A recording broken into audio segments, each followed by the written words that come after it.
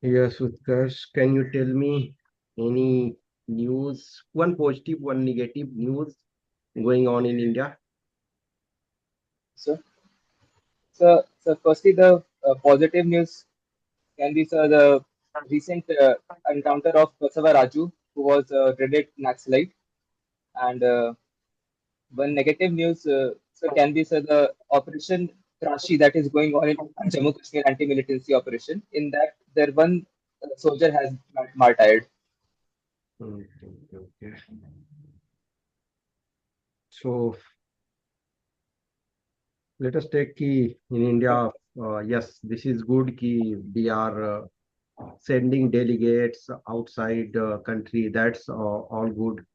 But don't you think it is too much politicization of the military operation or anything? What is your opinion? In the whole this events in the current events, India has only lost to Pakistan in the information warfare. Pakistan has very significantly used its social media influencers, its media, to propagate the Pakistan's agenda. But India, while having upper hand in all aspects, did not use it effectively. So, sir, I believe that these delegations would do benefit in propagating India's view. And although, sir, it is a bit of politicization, but it as politicians they have to carry out their national duties. Okay, okay, okay. Anyway, any important economic issue was discussed, after Operation Sindoor, any important economic decision was taken by Prime Minister or Council of Minister? Uh, so there was suspension of all the trade talks and trade ties with Pakistan, and it's the during Any positive, not yes, only Pakistan, about okay, India's interest. okay. So India finalized the India-UK free trade agreement, and this was a very significant positive news. Okay, okay. So you said about India-UK trade. What is approximate volume of India-UK trade? So it is about $60 billion currently, and it is targeted to be doubled till 2030, till the year 2030. Okay, okay, okay. So you belong to OBC category. You Yes. know who was the chairman of first OBC committee or commission? Sorry, sir. Unfortunately, I'm not aware about. Okay. Should I give you option? So, sorry. So I have not read about him or her. Okay. So it's Anyway, have you heard Kaka Sahab Kalelkar? sorry, sir. I have not. Okay. You know Dandi March? Yes, sir. He was one of the volunteer of Dandi March also. Okay. Okay, sir. You know second OBC commission at least you know. Sorry, sir. Unfortunately, no, sir.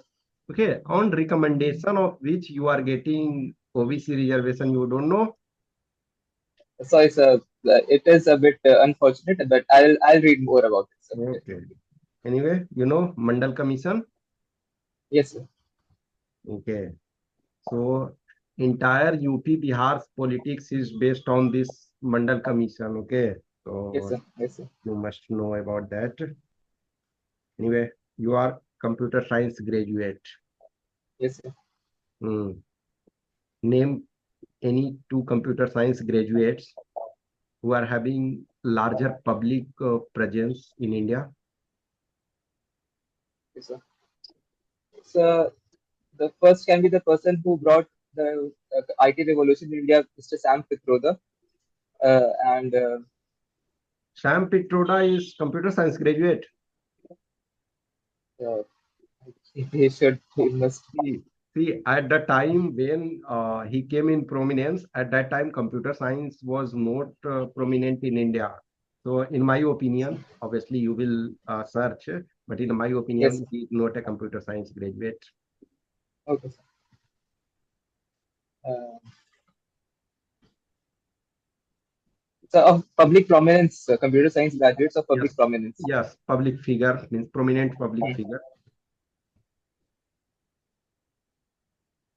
Also, at the moment, I am Okay. not able to Okay, recall. no problem. That is not a problem. So when your university was established? So my college was established in the year 1962, but it was converted into a self-affiliated university in the year 2013. Okay, okay. So in any branch, any field, can you name two of alumni of your college who are having presence in India, any field, any branch, any year, any stream? Yes, sir. So one of my alumni is currently of mechanical engineering. Is currently serving as IG, is a IG rank officer in Uttar Pradesh, and uh, I'm just forgetting his name. And one of my alumni of electrical engineering, Mr. Rajendra Kumar, he is a CEO of a big IT firm currently. So he's not CEO, sorry, MD of a big IT firm. Okay, okay, okay. Yes, Aarti. Okay, sir. So, Utkarsh, tell me something about your district and what makes your district famous. And my district is Deoria, that belongs to Eastern Uttar Pradesh, and it has a population of 31 lakhs, and it boasts a very healthy sex ratio of 1017, and its literacy rate is 71.1%, that is above the state average. Along with this, the Deoria is famous for its temples. Almost all of its tourist places are temple spots. For example, Baba Devraha Baba Ashram, then Dubdeshwarnath Mandir, Hanuman Mandir, etc. And ma'am, also it is gaining prominence in its handicraft, decorative handicraft. That is also Odo of Deoria. Okay. What is the ODOP scheme of Uttar Ma'am, Pradesh and how Devariya is related to this scheme? An ODOP scheme was launched on 24th January 2018, and it is a revolutionary scheme that aims to develop one city as a hub for one particular product, and to take that product to manufacturing grade and even to its export as well. Export facilitation is also given. Various cities have benefited from it. For example, Agra's leather product, Hathras Asafoetida production, etc. Deoria has also gained it prominence through decorative handicrafts, and also it is famous for its ready-made garment products. And this month, the grants and trade facilities have facilitated Devaria's growth in it. Okay, so tell me three challenges this scheme is facing. Ma'am, first of all, the challenge is regarding the skilled labor. The skilled labor of that area is already out migrating for better economic opportunities that are available in other places of India, as well as the manufacturing unit are not of that caliber. There are still the home-based manufacturing unit that do not produce to a large scale. And third is, ma'am, the streamlining of these products with national output of using the e-services, e-commerce is lacking a bit. Okay, so as we see, Uttar Pradesh share border with Nepal. So can Yes, you ma'am. name some districts of Uttar Pradesh that share border with Nepal? Yes, ma'am. Ma'am, there are 7 districts of Uttar Pradesh that share border with Nepal. By name, there are Maharajganj, Balrampur, Bahraich, Shravasti, Lakhimpur Kheri, Pilibhit, and Siddharth Nagar. Tell me what are the major issues between India and Nepal? Ma'am, firstly, the border issue is not solved. On the western front, the dispute is regarding the Kala Pani, Limpiduria, and Lipu Lake area, and the eastern region, there is the issue of Sista dispute is there. Ma'am, then there is the Nepal's policy towards India is based on the political power that is present in Nepal. For example, KP Oli Sharma is against India, and the other party is for India. So the constantly changing of the ideology and the power creates a disturbance between the India and Nepal relations. And the high amount of cross-border crimes, such as human trafficking, along with the drug smuggling, is prevalent on the India Nepal border. And yes, ma'am, and there is also issue of water distribution and data sharing issues are going on with India and Nepal. What are the three possible ways to strengthen India and Nepal relation? And first of all, we should leverage our people-to-people ties with Nepal. That is, since ancient time it has been said, "Roti beti ka rishta." We should focus on that. We should also counter the China's presence in Nepal, as China is also, it is also in news that China is making progress regarding the Belt and Road Initiative in Nepal. So we should counter by building our own infrastructure in Nepal, and also we should bring the Indian diaspora that is living in Nepal to have major influence in Nepal policy making. So these ways we can ameliorate the relations with Nepal. Utkarsh, you did your BTech from Madan Mohan Malviya University. Yes, ma'am. Tell me the contribution of Pandit Madan Mohan Malviya. Ma'am, Pandit Madan Mohan Malviya was a prominent figure in the national freedom struggle. Along with this, he was a prominent scholar. Ma'am, in the national freedom struggle, he was the only person who had been confirmed the presidentship of Indian National Congress 4 times. He played an important role in gaining acquittal of 155 people accused in the Chauri Chora incident. He also formed the Hindu Mahasabha in the year 1915. And now his scholarly contributions can be stated as he was the prominent figure in formation of Banaras Hindu University in the year 1916. And he was editor-in-chief of Hindustan Times newspaper. Along with this, he published many journals like Leader, Abhyudaya, etc. Okay, so do you know the years when he presided INC? Yes, ma'am. In the year 1909, 1918, and 1932 and 33 consecutively.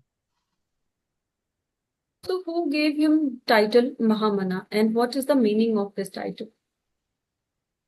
Mahamana title was given to him by Mahatma Gandhi, and the meaning of this Mahamana is like a noble, ma'am. What I believe is a noble person or a noble soul or great person. Yes, it's a great soul. Great soul. Yes. Okay, so tell me 3 aspects of his life which influenced you enough. Yes, ma'am. Ma'am, first of all, the amount of scholarly output he has given. And Hindustan Times was a declining newspaper, and it could have been easily sidelined.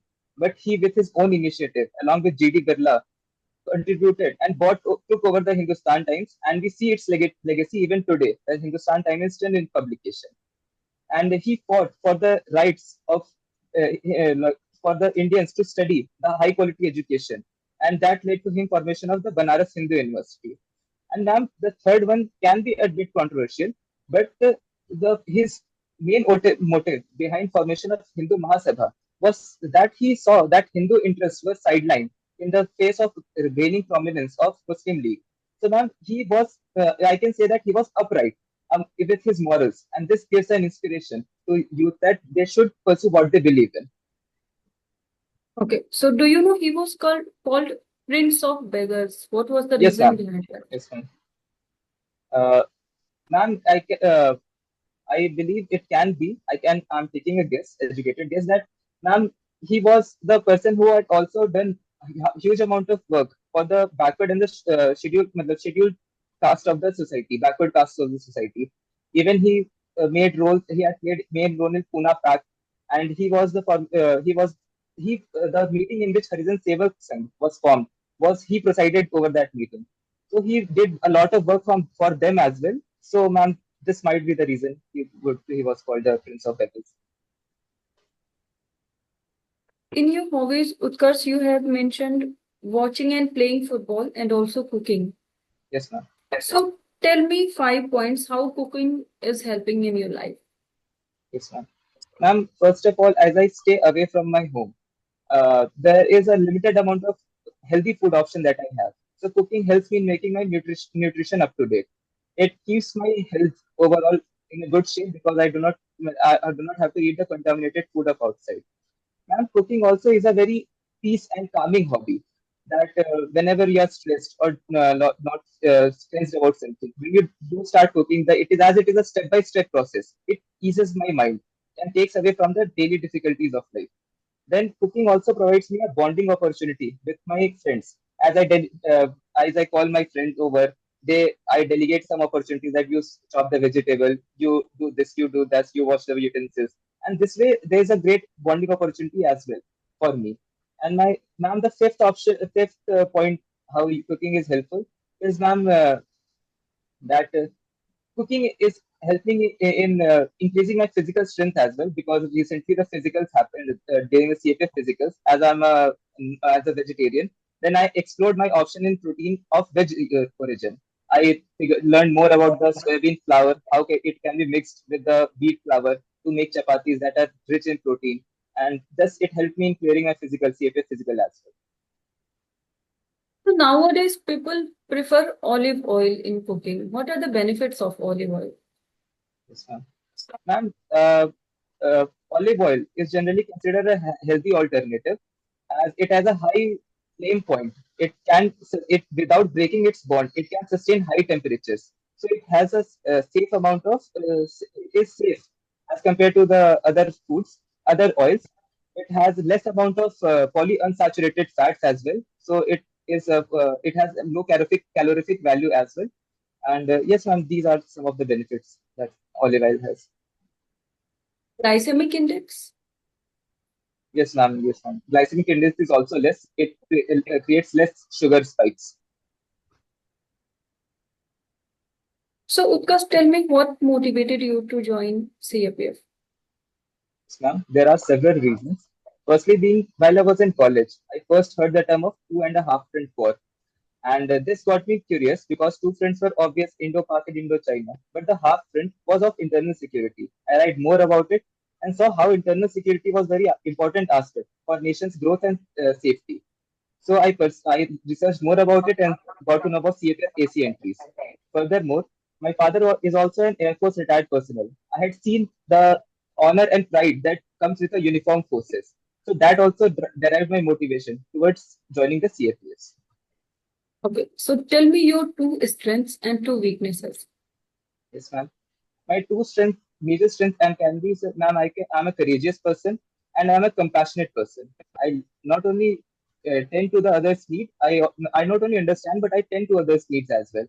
And my two weaknesses can be, ma'am, I tend to overthink my decisions, and I have a tendency of self-criticism that I criticize myself a lot, although it helps me in growing and recognizing my mistakes, but I feel that it sometimes hampers my confidence a bit.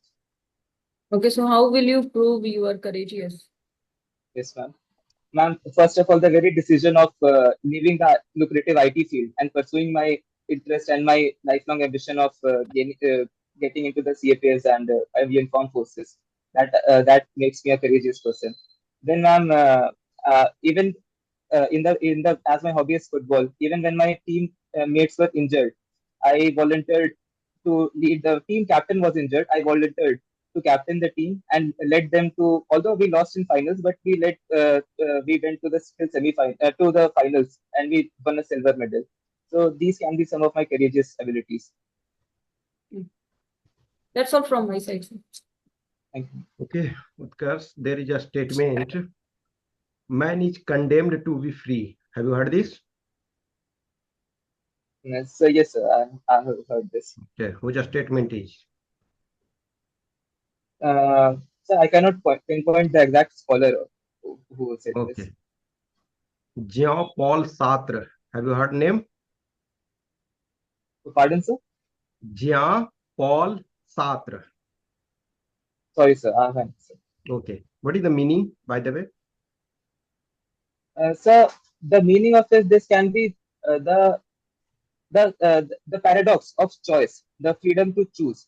Whenever we have a lot of amount of freedom to choose, we end up being more confused, and that creates more of a struggle. Okay, No. sorry, sir.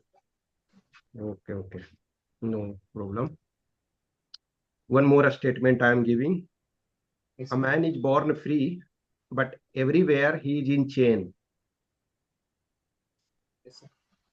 So this statement can be said that how society brings down a free will of a person.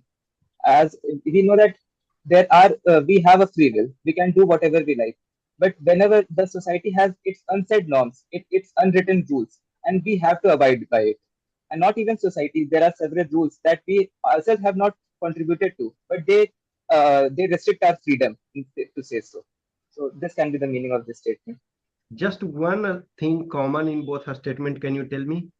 I gave two statement. One thing common in both. Yes, sir. The the thing is that common is that although the common thing is that a man is always free, but he's even if we see the broad scale, he is never free. He is never allowed to follow his will. Okay. Anyway, second statement, you know who said? Sorry, sir, I'm not aware. Okay. Rousseau, you know? Yes, sir. Okay. It is about Rousseau. Okay, okay. One more statement I am giving. A state is the march of God on earth. You know? Sir, sir, again, sir, sorry, I'm not aware about No, the no person who said problem. it. Can you elaborate this statement in practical way? A state is the march of God Hmm. on earth. So this statement basically establishes the legitimacy of a state, that how a state, when in authority, is almost likely as a god, because the state brings an order to the society. It creates rules and it creates the order in the society, that how the society works. So yes, sir, it in a way the author or the writer is saying that how the state has a legitimacy from the god, while it is administering over the society. Okay. It is said that one way of getting knowledge is giving thesis, then antithesis, and then it comes to synthesis. I am giving some thesis, someone is giving antithesis, or reverse way, Yes, sir. someone is giving thesis, I am giving antithesis, then it comes to synthesis. Again, process is going on. So in that way, can you say any example of your life where you disagreed with any person or some person disagreed with you and you came to some good conclusion?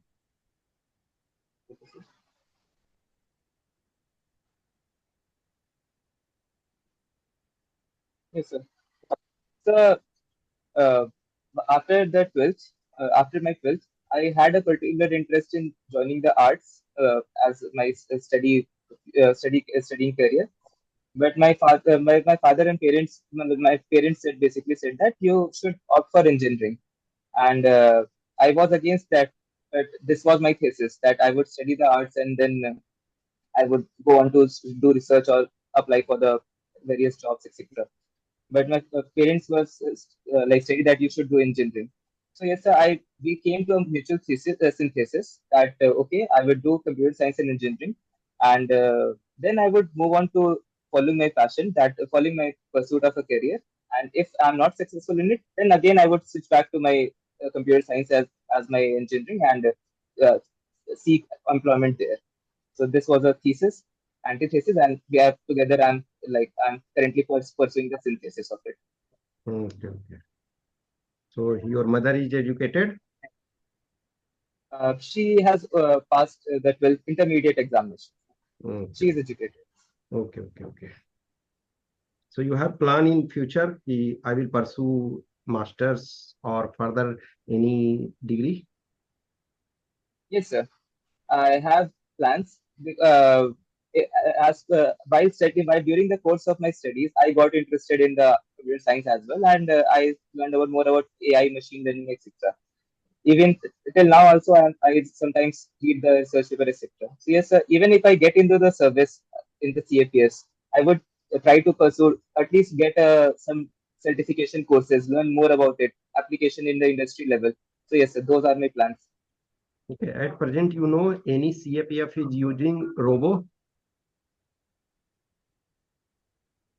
uh, so I had heard of few news about the trial of robotic trials of in the bomb disposal squads.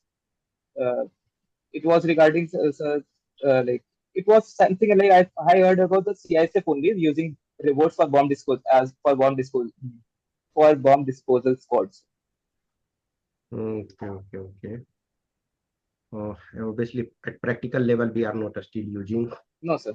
No, sir. There were trials, sir. Yes, yes, yes, yes. Anyway, so how you see CISF in coming days, how it is evolving? The evolution of CISF has been remarkable. Its mandate has been continuously is being increased. The recent case of the High Court, West Bengal High Court, stating that CISF should guard the RG Kar hospital, uh, not the state police, is a mandate to it. And in the near future, the CISF would also serve to protect the vital installments as well as in contributing the overall safety and security of the nation. And in the civil policing purposes as well, so I see its evolution. Okay.